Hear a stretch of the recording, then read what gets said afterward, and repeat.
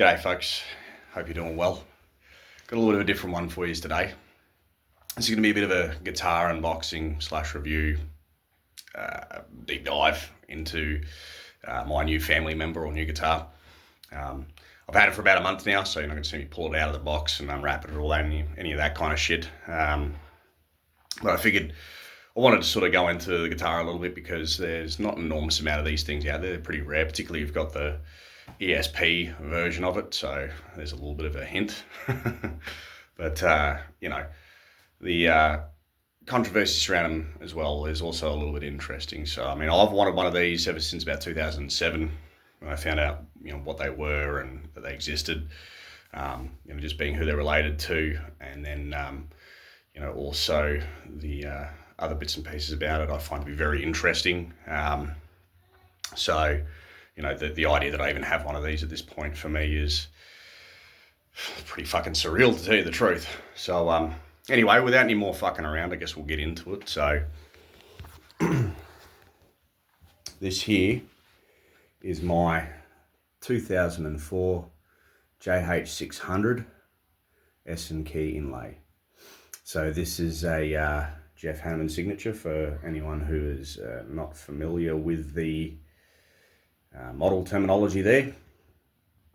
And well, I imagine you can probably work out pretty well straight away as to why this is a little bit on the controversial side. So there was only 48, I believe that's the accepted number at this point. There's only 48 of these LTD JH600 S&Keys made, and then there is only 12 of the ESP versions made of these. Now, 4 of those 12 are in the urban camo, the very early urban camo, which went a little bit yellow where the whiting should have been. And then the other 8 were black.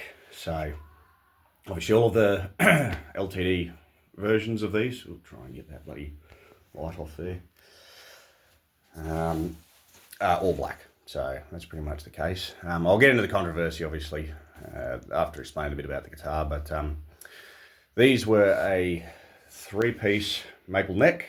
It's a neck through body construction. And interestingly, they're actually a maple body as well. So where the previous Hanneman signatures, the dot and slayer at the 12th fret, so it had slayer on the 12th fret there, inlay signatures, those were a 3-piece maple neck with alder wings, so the 2 wings that are glued onto either side of the centerpiece, and then everything following this model as well, as far as I understand, the JH600s and above were all alder wings as well. In fact, even the ESP versions of these S&Keys here were alder wings, as far as I understand as well too. So why these were maple wings, I'm not really 100% certain. But anyway, moving on. Next up, the 2 pickups. We've got twin EMG 81s.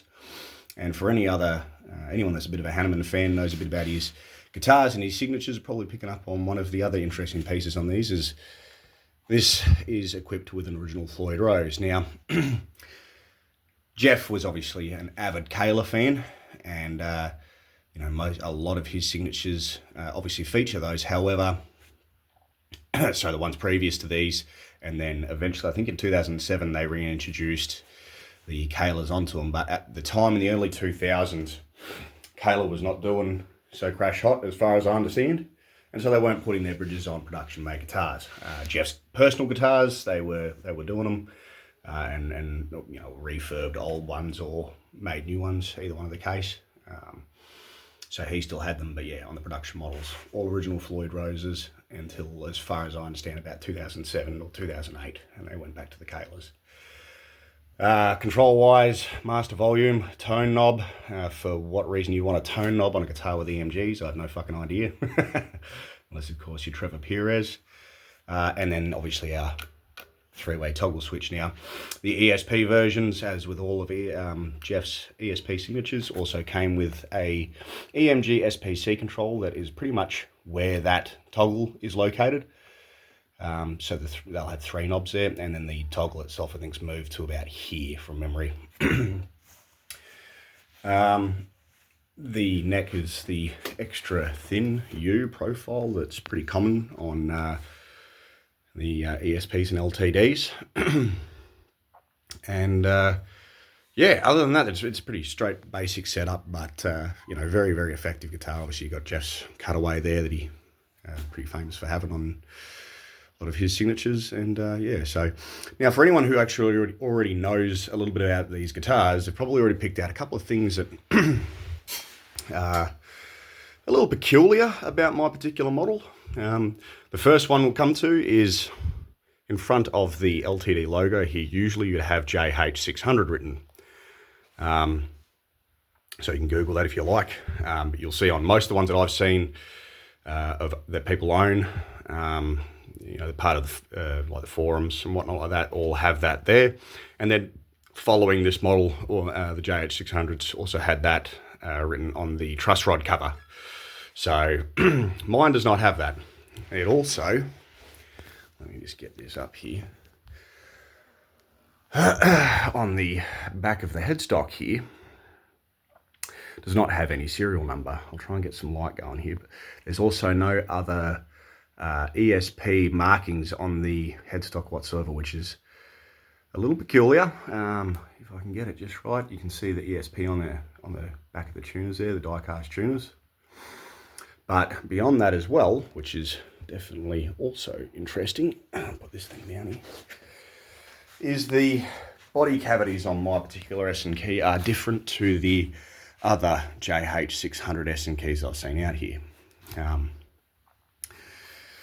Obviously, the rear cavity for the Floyd is going to be the same no matter what, because they're just basically a rectangle, but the control layout cavity is a different shape, and also missing the separate battery compartment that the JH600s had. Now, interestingly, in going through the photos of the ESP versions of these, they have the exact same layout as this, which is obviously you know, no battery cavity and the exact same shape layout as this one here. So from what can sort of be deduced from chatting to people on the forums, and also chatting to the bloke that I purchased this from, so I should give him a big shout out, that Kevin at Kevin's Wall of Sound from the United States. I'll put a link to his website in the description here, because Kevin just did an absolutely fucking fantastic job all around here. You know, he answered every single last one of my questions about it. You know, did absolutely fantastic packaging to have this sent from, you know, the US to Australia. All around, you know, just, yeah, great bloke to deal with, prompt with emails. Yeah, could not speak higher of him for everything that he's done. So Kevin, thank you so much again, mate, for your hard work there. Appreciate it. But even the expert that Kevin had gotten to sort of give him a bit of information about this guitar sort of said that pretty much there's nothing about it that stands out as being fake. The construction, everything is fantastic on it. So it's more than likely that this was one of the prototypes. Again, if you look on the catalog version of these guitars, there's no JH600 written on the headstock. And yeah, so I mean, you know, that's sort of basically the best thing that can be deduced. Obviously, these got cancelled pretty quick because of you know, the controversy around the inlays, the bit of backlash they got from that. And so, you know, that's sort of pretty much everything that can be kind of deduced about the guitar. So, because it's, again, as I said, nothing glaringly obvious that says, you know, this is a fake or been constructed somewhere or something. I've also got the Richter Hanneman Memento strap, which is pretty awesome. That's the first you know, faux leather strap I've ever dealt with, and I'm using the strap locks on it as well. It's great, love it, cool. So now to delve in a little bit to the inlays and the controversy around them. So yeah, obviously one of them is pretty obvious at this point, but the S&Key emblem that you have here was the insignia of the 12th SS Panzer Division, which was a Hitler Jungen division, a Hitler Youth division. And then obviously down here by the 12th fret, and then the 24th, you have, well, it's essentially the Schutzstaffel insignia, or the SS. Now, obviously, it's well known that Jeff himself was hugely interested in the Nazi regime, in World War II as a whole, and military history as a whole. His family had served in many wars. I believe his father was in World War II, and of course, his brother served in Vietnam. The guy obviously just had an enormous amount of interest in them, in World War II history. So, but I want to make this very, very clear. I do not believe that Jeff Hanneman was a Nazi, nor do I think he was a Nazi sympathizer or anything to that degree. I think it's very obvious. I mean, Jeff's long-term guitar tech, Warren Lee, who I think was with him from the early 2000s. I actually can't remember how long, but Warren was with him for many, many, many years. And Jeff really, I believe it was Jeff and Tom that really pushed for him to take the job, to get the job with being his guitar tech. And, he's of Asian descent.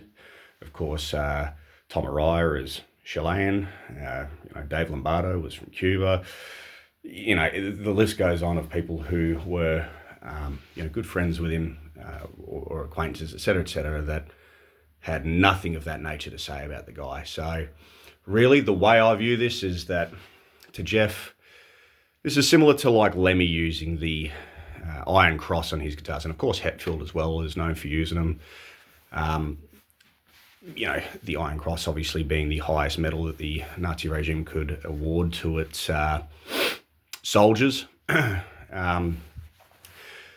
basically, it's kind of filtered through, I guess, the Slayerification, I guess. Having a symbol like that that's related, but made as evil as possible. And in my eyes, really, the way I view this, what could be more evil than a Panzer Division and the Schutzstaffel? You know what I mean? So I can understand people take issue with it. I understand why. I'm not here to try and change your mind. You feel how you feel about it. But for me, I do not feel problematic about having this guitar whatsoever. I have an enormous amount of interest in the history of them as well myself. And so, at the end of the day, I get it, but here we are. This guitar here is a piece of its own history and interesting in its own way. And, it's not the kind of thing I'd take out and gig anywhere or anything like that. It'll never be sold. It'll be with me until I die, and then it's my daughter's to fuck off if she wants to. It's pretty much like that. So, but anyways, guys, that's pretty much the rundown of me new family member here. And cheers to everyone who commented that they were interested in hearing about this thing at all. And really appreciate it. And cheers for watching, guys. Appreciate it. Catch ya.